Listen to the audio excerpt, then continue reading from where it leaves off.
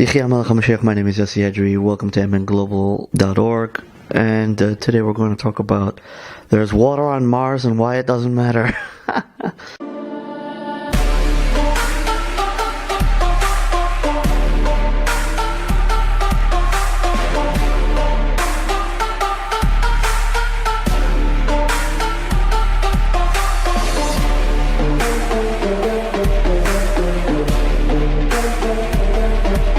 We're going to start this off with a story. I'm in the Golan Heights. It's about 8 o'clock at night.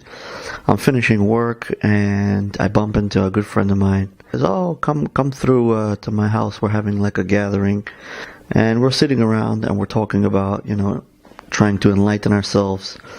That day, it was all over the news that they found water on Mars or something like that, or on the moon, or that, I don't know, they think they found something. And it's like all over the place, and the place is going crazy. Everybody's going nuts. I said, "You come from a secular background. Why would the world care if there's water on Mars? I mean, even the moon landing is still not 100% verified. And many people think it was a stunt that never actually happened. And they say that they don't have the technology to do it anymore today. They lost the technology, and back then they could have done it. So it's very, very fishy, the whole moon landing thing. So if they can't get to the moon, why does it even matter if there's water on the moon? They can't even get there. No commercial flights to the moon. Like, what's going on?" And he told me, "Well, Yossi, you're Jewish. You study the Torah, you study the Bible, you study the secrets of the Torah, you study Kabbalah. You know the worlds. There's the world of thought. There's the world of speech, which is an actual world. There's a world of all the thoughts, and a world of all the vibrations of speech. And there's a world of all the action, which is us. And there's also the world of creation, animation. And then there's the world of action, which is us. Bria, Yetzira, Asiya. And there's the world of machshava, which is thought. The world of dibra, the world of speech, the world of maisa, the world of action. There's the world of tzchok, the world of laughter. There's many different dimensions. And you know all this stuff, and you know that there's 10 spheres, which is 10 elements that are the core creation of everything in the world. And some things have more of it, and some things have less of it. There's chokhmah, which is wisdom, bina, which is kind of a wisdom that's very practical, and then das, which is the action element of wisdom, like, pulling out change and counting it and paying for something. That would be like the action thought. Chachma would be like the brainstorming. Bina would be like what women have. Bina Yesera. Women have a lot of Bina. That's like kind of managing stuff. And then there's Chesed, which is kindness. Gevura, which is restraint. Tiferes, which is beauty, or the denominator between Chesed and Gevura. Netzach, which is victory. Hod, which is honor. Yesod, which is core. Malchus, which is kingdom. And you know that this is how the soul is built. The soul is built of 5 pieces, which is nefesh, which is basically the soul. Ruach, which is the wind, the spirit. Neshama, which is like the flame, maybe. And then Chaya is the fire, the force. And Yechida is the dot, the core.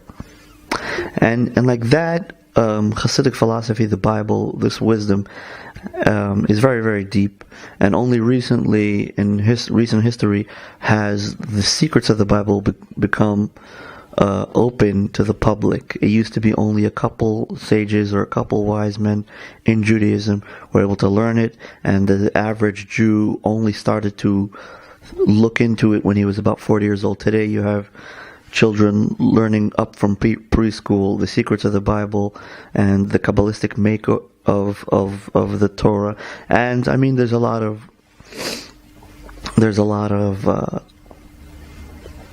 ways to look at it, but it's very it's not like spells. It's just like information. and it really soothes the soul, gives you purpose, gives you a map of how the world works and goals, and it really gives a person purpose and a direction, a real direction in life. So he told me like this: Rafi, my religious friend, which has connections to the secular world, told me, Yossi, you have a reason to live. You want to see the ultimate and complete redemption. You want to see the world with goodness and kindness. You want to see the world where killing is not an option, and that every problem in the world is resolved in a peaceful manner. But there are people that don't have a reason to live. They want to be part of a greater thing, and they'll throw everything into that thing, even if it fails miserably forever, and even if nothing comes of it. And maybe like the next generation will continue what we started, and maybe, maybe one day it will work. Not that there isn't such a thing in Judaism. Creating the redemption is a very, very long process. It is a very, very hard process. Jews haven't been building it for 2,000 years, but they've been wanting it. Recently, we've actually started to build it. After the Holocaust, we realized that God's kind of mad at us, that we're just wasting our time. We're just waiting for the redemption to happen, but we're not actually making it happen. I mean, I can't blame the Jewish people for not fulfilling the prophecies, because they've been thrown around ever since, the first exile, the Babylonian exile, the Roman exile, and so on. But the point is that, so if they're looking for water on the moon, so that's like a goal they want to go for. Now, I don't have a problem with people having goals. I don't have a problem with people running towards those goals. But when you start to leave the earth, or when you're going to now invest billions of dollars on a spaceship to leave Earth, I mean, it's a good idea, but there's so much things going on. The very fabric of humanity is falling at the seams. And there are so many issues that could be resolved. Maybe it's a little boring to resolve them, but they could be resolved. And they should be resolved before you go out to the outer space. And like Ben Shapiro so wisely said, and the fellows on CRTV, I forgot his name, there's another guy, a very nice, sharp, handsome fellow, which says that the reason why communism is still around is because people don't have a reason to live. They don't have any value systems, so they don't have a passion. They don't have something to rally around. So and being that the oligarchs and the leaders have stripped away all of our try to at least rip apart and strip away all of our heritage from us and try to mold us into one piece of garbage worker smart enough to run the machines and dumb enough not to realize how badly he's being manipulated by the government. So now people are losing, there are those strong people which still remember their roots and value their roots and know that their roots are everything that they have and appreciate their heritage, and they stick to it. They take the advice of their zadis, of their grandfathers and grandmothers. But then there are those who have adopted into the secular world and become robots for the system. They have no heritage. They've grown up in a whorehouse. Their mother had them kind of by mistake. They survived an abortion or something, and they grow up in a house without a father, and their father kind of sends a check. The mother doesn't really know how to educate the boys. The kid grows up with a 30% more chance of getting into jail and so on.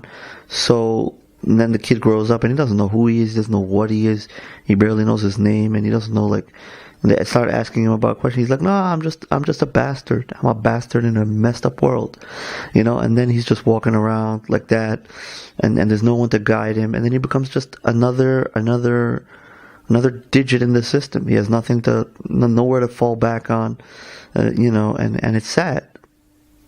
These kind of people, I mean, it's very well documented. There's a couple of the Colbert report that there would be people that would be that smart. You don't want independent thinkers when you're trying to control the world with a monopoly, and when people are realizing how terrible you are. So they made educational systems. They had all the money in the world. Now they can just bust out universities, and the University of Chicago was the first one, and we know where Chicago is at right now. And the University of Chicago just basically molded people into useless idiots, and kind of what the Germans did. Hitler, may his name be erased. When he came into power, he made the kids learn almost nothing and play games and have a lot of fun and a lot of recess, and the learning day was very short, and the kids were very happy because now they can play a lot more, they can have a lot more fun. But what they didn't know is that they're not getting the education they need, and they're becoming dumber and dumber and dumber, and more volatile, more perceptive to any scammer, because the less you know, the less sophisticated you are, the quicker you are to switch and bait into any scheme that anybody's trying to scheme. So, to make a long story short, I see that a lot of people are looking for passion, and they're looking for a cause. I've seen many people that are floating around looking for meaning in life. I do have to say that whether you're Jewish or not, Judaism is so rich, and especially if you go to the Chabad community, and you can buy yourself, pick up a Tanya the book, by the Alter Rebbe, Rabbi Shner Zalman of Liadi, 7 generations ago, wrote the Bible of the Secrets of the Bible. It's like the Bible of the Secrets of the Bible, and it's in terms that the layman can relate to. Of course, you need to have, a head for studying. But yeah, even if you don't have to believe everything that you read there, because it's very intellectually stimulating. The Alter Rebbe doesn't leave anything up in the air. He explains you things to the core, and he brings you to appreciate a certain experience when you're learning. The Alter Rebbe, just to explain to those who want to know more about him, he grew up with a psychopath down his throat. His father-in-law was really, really rough on him, and really, really made his life miserable.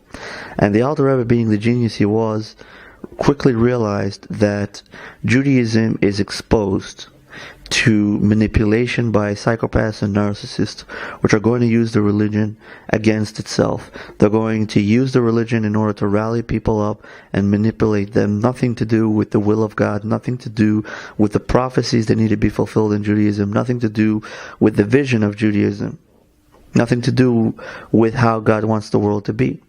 So the Alter Rebbe started to proof certain aspects in Judaism. Love thy neighbor as yourself. The Alter Rebbe explained how you have to practice that, and how if you don't practice that, you are worthless in Judaism. And the Alter Rebbe basically put tons and tons and tons and tons of walls and gates and bridges in Judaism itself by revealing Kabbalah and the secrets and the mysticism in Judaism, in order so that the psychopaths and the narcissists and the sociopaths should have a terrible time manipulating Judaism to their own advantage. The Alter Rebbe also put all the secrets on the table for the layman, so that everyone can have a piece of the action, and that no one should hoard the information. This is very, very important. In any case, what I want to say today is as follows. Whether there's water on the moon or on Mars, I don't think that right now it matters. What really matters right now is to unify the religions of Judaism, Christianity, and Islam, and the atheist population which believes in ethics. That means if you believe that killing and stealing is a problem, and basic family life should be respected, and animal life should be respected, and courts of law are needed in order for justice to come true. So then you should join the Noahide community or the Jewish Kabbalistic community of Chabad, and you will have a great time. And that is a cause that will just give and give and give and give and give, and you'll never get tired, and you'll never have enough of it. Because the knowledge of the Torah of the ocean, it's like as vast as the ocean. And whether you are a believer or you want to be skeptic is perfectly fine. It doesn't matter, because Judaism never claims to have the answer or to prove to you that it is the ultimate and true faith. Judaism relies on Bechira Chafshis, which is free choice. As we know in the Bible, it says, I give to you today the choice of good and evil, the blessing, the curse. And you should choose life, the death and the life, and choose life. So that means that God He gives you both. He doesn't decide for you. He gives you both. He tells you, this is how you do it, this is how you lie, this is how you cheat, and you're successful. This is how you bury a body without evidence, with gloves and a garbage bag and a knife, or whatever it is, and this is how you do it, and you get away with it. I'm giving you free choice to be successful in this path and in this path, the dark path and the light path. Ubacharta b'chaim, choose life. So Judaism doesn't claim to hoard information, to censor information, to be the king of censorship. No. God created the world and it's perfect.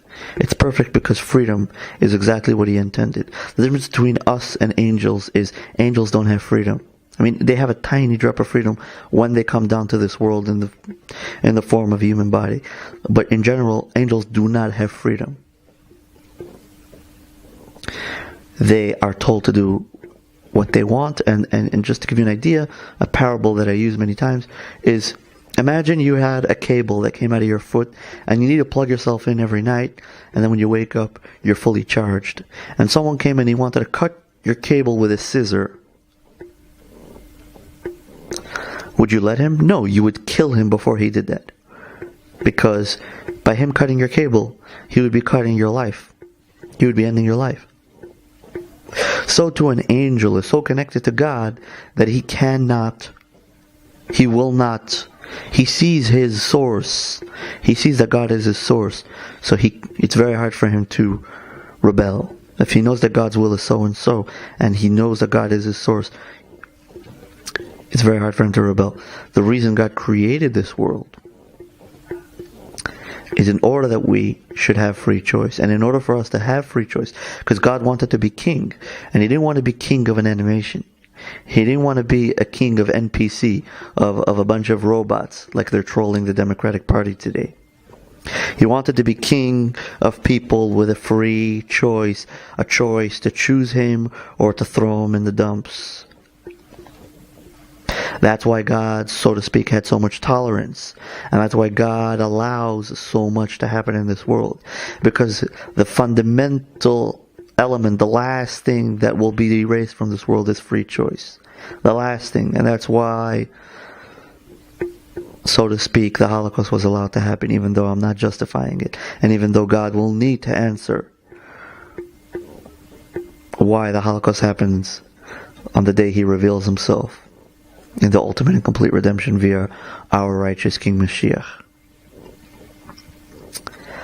However, the element of free choice is the dominant element in Judaism.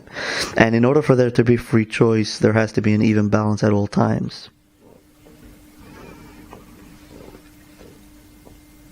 In order for there to be an even balance, you cannot see open miracles unless you see open witchcraft. You cannot see godliness in a revealed way unless there is a counter evil that's being revealed as well. So if black magic is in open season, you'll see miracles in open season. And if black magic is quiet, you'll see religion and miracles quiet. In the time of Egypt, the Egyptians had black magic, and we know the story of Pharaoh and Moses going, just to give an example. Moses goes in to Pharaoh's chamber, and he takes a stick, throws it on the ground, and turns it into a snake. So Pharaoh says, big deal. My magicians can do the same thing. They take a stick, throw it on the floor, and turn it into a snake. And then Moses, the snake, eats up all the other sticks. All the other snakes, basically, that the Egyptians. And that's when Pharaoh says, oh, you were able to make your stick into a snake, that's cool. I was able to make mine into a snake, that's cool. But when your snake eats up all my snakes, that is when I see that you have an edge over me, and it's not really magic that you're doing, but rather a higher source. And then Moses does the second miracle. And I'm not talking about the 10 plagues, I'm talking about before the 10 plagues, when he's still negotiating with Pharaoh and telling him, you gotta let the Jews go. And then the second thing he does over there is he takes water and he spills it on the floor and it turns into blood. And the third thing he does is sticks his hand into his coat, pulls it out, and it's full of leprosy.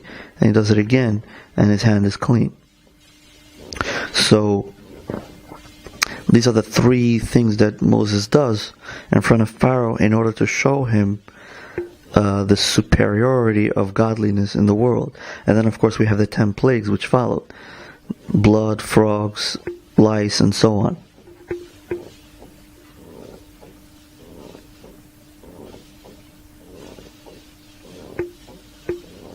But that was also, again, in a time when the Jews also fell in Egypt into the 49 gates of impurity. And if God wouldn't have saved them and they would have entered the 50th gate of impurity, they would be beyond repair. So God kind of rescued their soul as well as their body.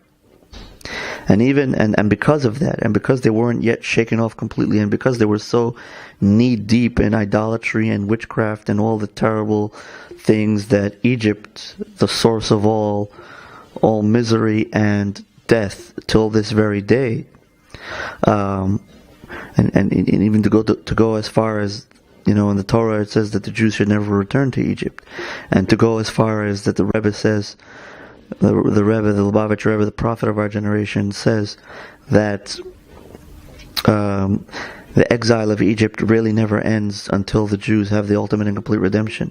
So that means even though we're 4 exiles deep into history, according to the Jewish calculation, the real exile of Egypt, which is the father of all exiles, still hasn't finished. All that being said, what I'm trying to say is that Christianity and Islam and Judaism have a common denominator. We're all trying to make the world a better place. We're all trying to unify the world, and we have so many common values and so many common goals. And again, the atheist or the non-religious community can also tag along, because there's so much wisdom and there's so much to fill the soul, and it's so much more fulfilling than dealing with all kinds of conspiracies and physical people and maybe the moon landing was fake and maybe it was real, and how's that going to shatter my life, and all this water in Mars, is it real, is it not, doesn't matter. There's just, go even deeper, go further. Go to the story of Exodus. Go to the story of freedom of mankind. Go to the story of Pharaoh, saying, there's too many Jews in Egypt, let's come up with a scheme to enslave them forever. And then he succeeds for 210 years till Moses comes and takes them out. So let's talk about that. Let's understand freedom. Let's make sure that the world is always free. Let's make sure that our elected officials are held accountable for what they do. Let's talk, if you're in New York, talk to Chuck Schumer all the time. Send him messages on his website, on his miserable website, which does not answer. I sent him a message and I did not get an answer back, which is terrible, which means that your senator is not representing you. I also sent a letter, I sent an email to other representatives of New York, and I haven't got a reply. If they can't reply, then they should take some of their stupid salary and give it to some people in India to go through their emails and answer within 24 hours. I know they're raping in New York with taxes. There's so much corruption, I can't even get started. The least you can do is answer your constituents, answer to the voters. Hopefully the red wave, Donald Trump and Republicans will win and keep winning, and the world will be a freer place. And I hope, because I think that at the end of the day, the so-called psychopaths and the so-called sociopaths, at the end of the day, they're businessmen. They're kind of leaders, but they're just like dogs. They run ahead of the crowd, but when they see the crowd going in a different direction, they also go in a different direction. It's like the dog that runs ahead, and then when he comes to the end of the street and doesn't know if you're going to turn right or left, he kind of waits for you.